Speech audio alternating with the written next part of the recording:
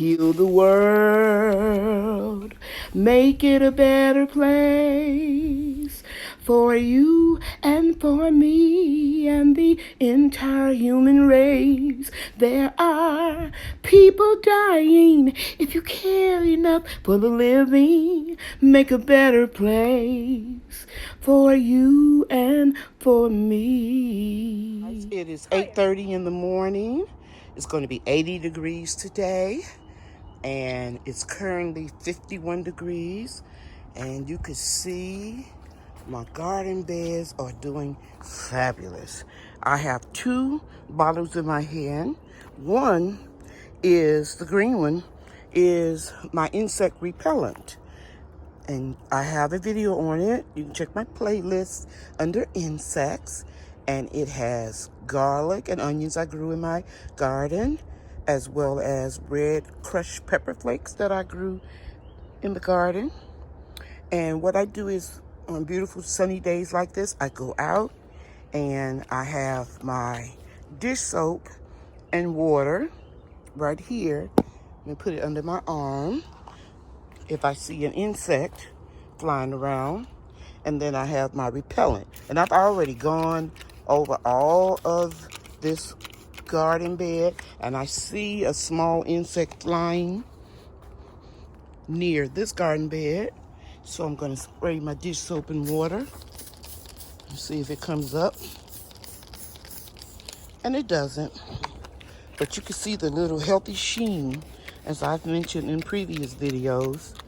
This is real stinky because it fermented for several weeks.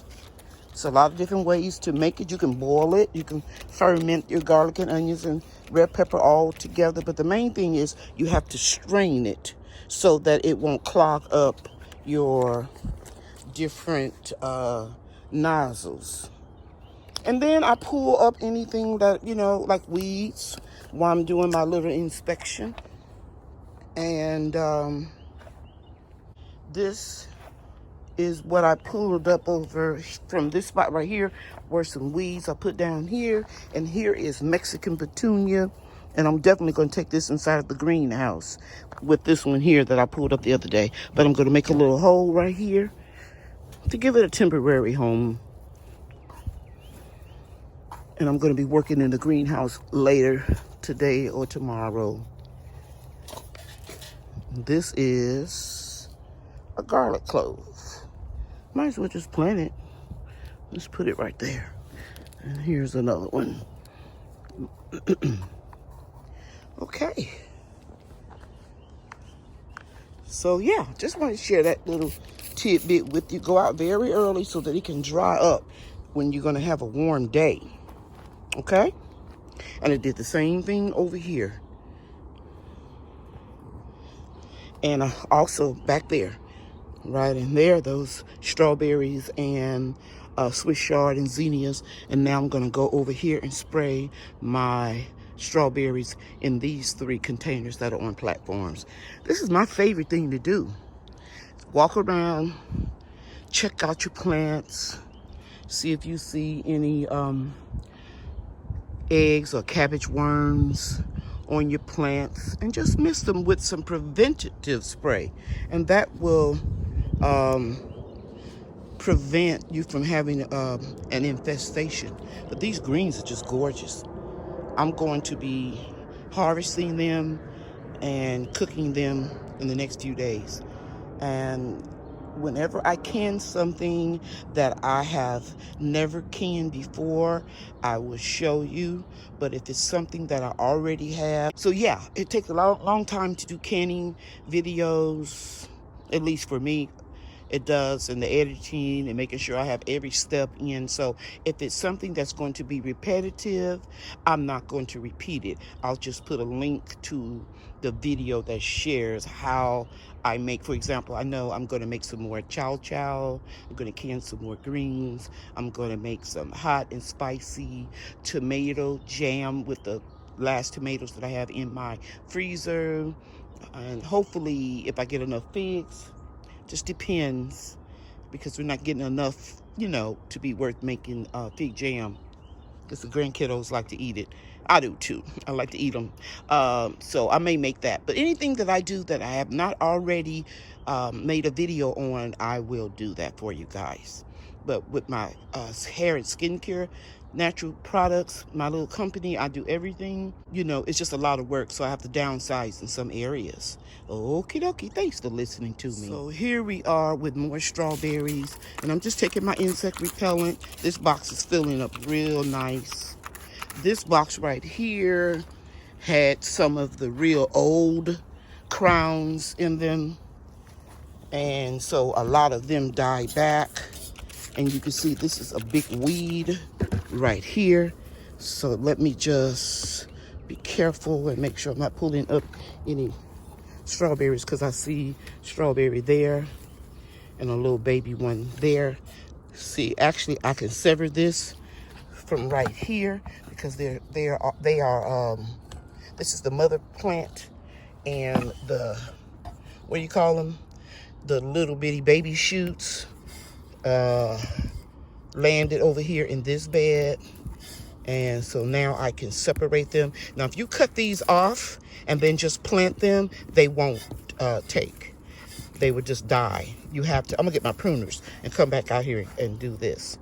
But yeah, so these plants are from plants over here. And this bed is real sparse because, like I said, the crowns are old. But this is a weed right here that's growing from a wood chip. Okay, so we'll take that and we'll put it in the compost after I cut it up. And here's another one right here. See that? See those roots? I'm just gonna dig right in here. I love to get my hands in the dirt, drop that crown in, close it up so it doesn't have air pockets, press down, and I will sever this probably next week. This one can be severed. And that's how you multiply your strawberries. And I've shown that in a lot of videos. Now right here, this is, and here, this is a weed. Let me move back so you can see it. I'm trying to isolate it and get the whole root up, because if you don't get the whole root up and you just break it off, it's going to grow back again. See that? That's a weed. And then this is weed. This is purslane. Now I'm not going, and look here, look at this small baby plant growing from one of these crowns over here. So I'm going to put a little hole, stick it in, and it's a wood chip right here. Nope, that's an old dead crown. That's exactly what I'm talking about. Once your, and this is just a little pearl from Cheryl, crowns, strawberry crowns only last between 3 and 4 years, depending on your climate and the variety. And as you can see, this is dead. So we're gonna go ahead and put that little one right here in that spot. See it? See some roots starting to grow? And you shouldn't, and this is a wood chip, and you should never cover the crown up completely. So where that green is popping through, that is good enough. And this is purslane. I'm gonna let it keep on growing. It has more omega-3 in it than salmon. And here's some more purslane. I like to let it grow. And over in this bed, and if you're new to my channel and you don't know what these rocks are, these are to deter birds from eating your strawberries when they first start ripening. They'll peck onto this, and then they won't come back. And then, of course, you don't have the owls scaring them too. But these rocks, you can do them yourself. I helped a struggling artist on eBay and bought these. But this is something my grandkids and I can do when we have the time, like Thanksgiving break or something like that. Okay, so I'm pulling out a few little weeds over in here, and you can see it. See that little weed? And this is so nice, guys, because here's the table. I've shown it lots of times, and it's up on these sawhorses, and I have wood here, and I don't have to bend over or reach up, and this is cool. Okay, so here's another. This is not a weed. It could be a cucumber, squash, you know, something that comes up like that when it germinates. But I don't want that, so I'm gonna put that with my weeds. And I think I see an old crown, but no, it's something still growing on it right here. So we're just gonna cover it up. And these cans that you see here, these are just tuna fish cans that I leave out here, and I put either my fluid made out of, liquid made out of yeast, water, and sugar, or you can just put an old cheap beer. They like the smell of the yeast, and they being slugs and snails. This isn't the time of year for it, but I still keep them in place. And I'll just flip it over in the spring. Another thing I want to share with you about the strawberries is this. This is a weed. See right here, guys? Let's pull up this weed. Make sure you get the root, and you'll be coming back. See that? See that long root? You'll be coming back to do that again. Onions. Onions are excellent companion plants for strawberries. Okay. Now I'm gonna pull this purslane up right here simply because the strawberries are covering it up. So I'm going to go ahead and dig it up and get the root. But I'll put this in my salad today. Wash it off, of course, very well. Okay. So that's what I want to share with you about strawberries. How to companion plant with your onions.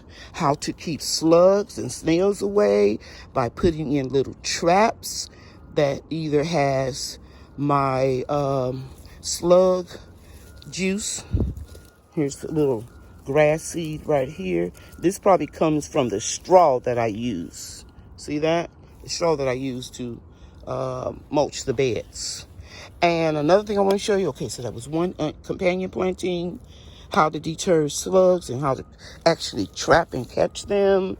How to stop the birds from eating up your strawberries by putting these little painted rocks or putting these little owls out that deter the birds from coming. But you need to move them around. You can't keep them in the same spot.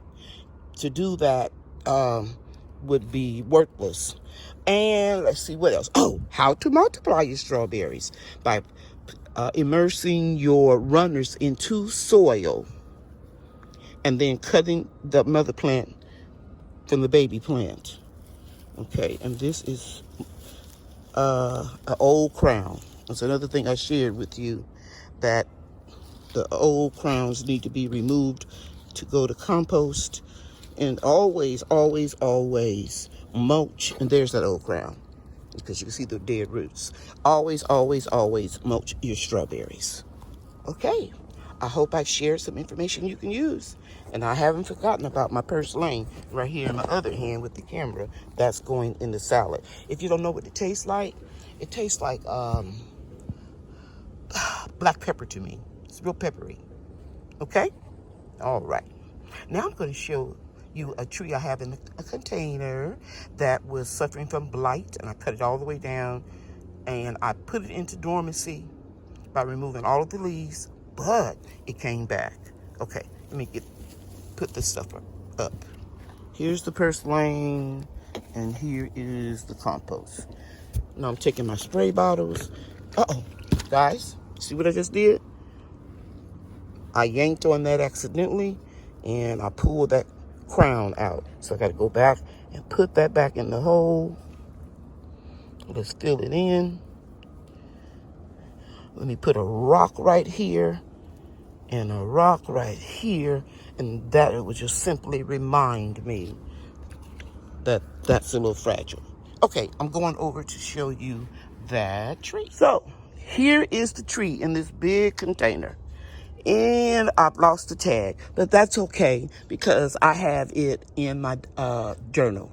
But you can look right here. See that cut line here, here, here, here. I mean, I chopped this tree all the way down because I've learned from prior mistakes. It had blight. See these little brown leaves right here? This is how it starts off.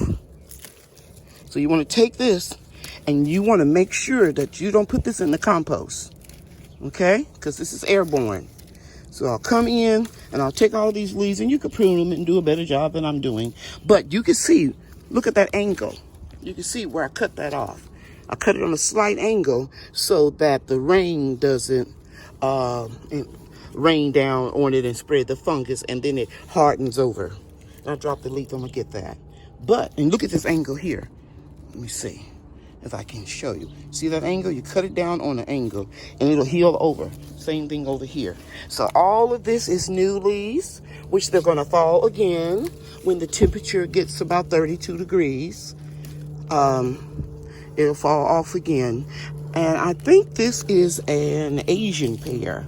I'm not really exactly sure. I'll insert it in the video, but some of this is not blight. Some of this is just simply the change of weather and the leaves are shedding. But I'm going to take all of this and put it in the trash. Remember, if you suspect you have blight or you have a tree that's recovering from blight, do not spread that disease by putting those dead leaves into your compost. But I'm almost certain this is an Asian pear, and it's going in the ground. I gotta find a spot for it. It's going in the ground very soon, but I don't think I can drag this container, so I have to wait till one of my sons come over. Okay. Don't be afraid to prune your trees. Now, the best time to prune them, they say, is late winter when they're dormant, before they come out of dormancy.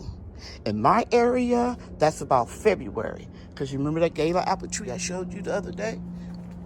Right over here. See the leaves are falling?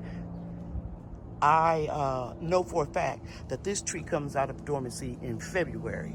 So I'll just play it by ear and watch the weather, and then I'm going to go ahead and take care of this tree, prune it back even a little bit more. Anywhere that you see the difference in the color? Okay, let me move this back. You see how nice and green that is? And you see how this is looking brown and decayed? Even though I know it will grow and callus over, if I see any indication of any browning of the leaves, I'm going to cut it off. I'm not afraid to do that anymore. Okie dokie. Just wanted to share that with you. Okay. Here's an update on my American Yates Persimmon from Stark Brothers. And it is 2 years old for me. The plant was a little twig about this big. I'm serious, guys. About this big, and it has really grown vigorously. There is an area right in here that was pruned off right above the graft line from Stark Brothers, but the tree is doing real well. It has 3 real prominent main branches. This one right here in the middle and the 2 on the end. And any of these cross branches, they will be trimmed up when I start trimming it. But it looks pretty good, actually. American persimmons, you have to wait until the frost or freezing temperatures hit them, because they are very astringent. And if you know anything about astringents, they withdraw impurities out of your skin when you use them. For example, in a facial toner, you know I talk cosmetology. It will remove impurities out of your skin. It will suck them out or extract them out and remove any extra residue of makeup or moisturizer, anything your skin doesn't need in the epidermis, the first layers of the skin. Well, I could apply that same terminology to the American persimmons, because if you eat one of these persimmons before it has gone through that freezing process, it will try to eat your mouth out from the inside. It'll be real puckering. It's really astringent, and it's not a comfortable thing to do, okay? So that's an American persimmon. It's astringent. It must be have a certain amount of low temperatures, freezing temperatures, in order to stop the astringent effect of the fruit. Now, I'm going to turn a little bit, and then I'm going to show you this one again, because I show it all the time because it's my favorite tree. This one right here is the Japanese persimmon, Fuyu. This one, you don't have to wait until a frost or something hit it because it's not astringent. You can eat it at any time. You can eat it green. You can make chutney. You can make, whatever you want to do. So you can harvest this persimmon. I'll show a picture of it later in the video when I start editing. And this Fuyu persimmon does not need a pollinator. And this American Yates persimmon does not need a pollinator. But I do have them. I'm going to pan slowly. 1, 2, 3, 4, 5, 6, 7, 8, 9. I have them about 9 feet apart, but they're still on the same line. I thought it would be really neat as this tree gets really much older. Now, right here, I'm going to show you again the Texas Star Hibiscus. About 25 of you are going to be going through my 3 series of how to grow them. And all I want to do is show you this. I didn't realize until it was too late that I didn't show you the bark on this wood. This wood is soft. See what I mean? It's not a real heavy wood. So you really can come in here with your loopers and prune it off, as you can see I did here and here. But the roots are deeply embedded in this garden bed, in this soil, and they will come back. And they don't come back in zone 8A and above until around May. So after I take you through the series, and then the next year, you're going to leave your plants outside in a container or in a bed, wherever you plan to grow them. And don't be afraid. And I'm going to be telling you this during the seminar that we're going to be having. Don't be afraid. They will come back. Okay? Moving on. Guys, do you remember the 2 apple trees that I put in the ground in the heat of the summer? Well, they are doing well. Very well.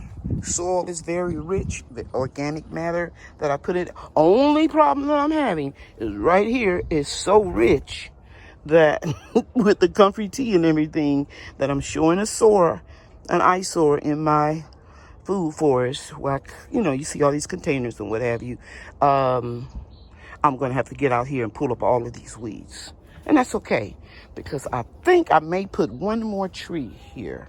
I may even put 2. I have 2 small mimosa trees, and they're invasive, but I'm going to keep these trees kind of like bonsai. I hope I said that right. Where you keep pruning them to keep them compact, bushy, and small. I think I'm going to put 1 right here and 1 right here. And I don't think it's going to interfere with my neighbors. And I'll clear this junk out of here. And I'll probably do it Saturday because we're going to be have warm temperatures, I believe, for the rest of the week. It just depends on if it's going to rain or not. But I'm going to clean all this up, take those containers that I have that have the sweet potatoes growing in them, build this soil up, and plant those trees that I'm planting just for ornamental purposes and to attract hummingbirds and pollinators into my yard. And since I'm here, let me show you my Methley plum. I believe I have 3 of them. And I just put that paint there, that organic paint with a whole lot of essential oils on it because I had it and wanted to make sure that I'm protecting them. And this is in a 55-gallon drum. It's doing wonderful. And I'm going to pray on this tree because I think we're going to get plums next year. I really do. And let me show you where I have the other 2.